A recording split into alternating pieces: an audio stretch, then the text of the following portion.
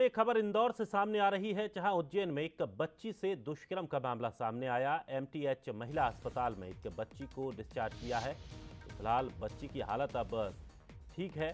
घाव भरने के साथ ही टांके भी कट गए हैं। तो बच्ची को उज्जैन की बाल कल्याण समिति को सौंप दिया गया है। आपको बता दें कि 26 सितंबर को बच्ची के साथ इंदौर बच्ची को रेफर किया गया था और उसके बाद एमटीएच अस्पताल में बच्ची भर्ती थी। अब बच्ची को डिस्चार्ज कर दिया है। बच्ची की हालत अब ठीक है। घाव भरने के साथ ही टांके भी कट गए हैं। तो बच्ची को अब उज्जैन के बाल कल्याण विभाग को सौंप दिया गया है।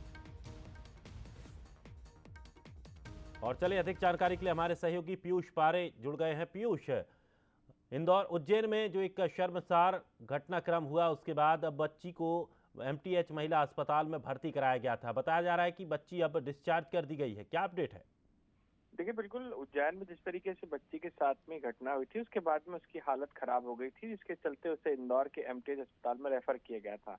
यहाँ पर उपचार के बाद में उसकी हालत में सुधार हुआ है और डॉक्टरों की सहमति के बाद में इस बच्ची को डिस्चार्ज कर दिया गया है और इसके साथ में जो है वो इस बच्ची को उज्जैन की बाल कल्याण समिति को सौंप दिया गया है।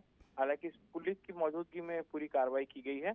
अब जो है वो बाल कल्याण समिति इस पूरे मामले में पुलिस के साथ मिलकर निर्णय लेगी कि बच्ची को संस्था में रखा जाएगा या फिर जो उसके परिजन हैं उन्हें सौंपा जाएगा। दरअसल ये बच्ची सतना की रहने वाली थी और 26 सितंबर को इसको इंदौर में रेफर किया गया था और यहीं पर इसका उपचार चल रहा था। फिलहाल इस पूरे मामले में अब जो है बाल कल्याण समिति और उज्जैन पुलिस निर्णय लेगी कि आखिर बच्ची को संस्था में रखा जाएगा या फिर परिजनों को सौंपा जाएगा।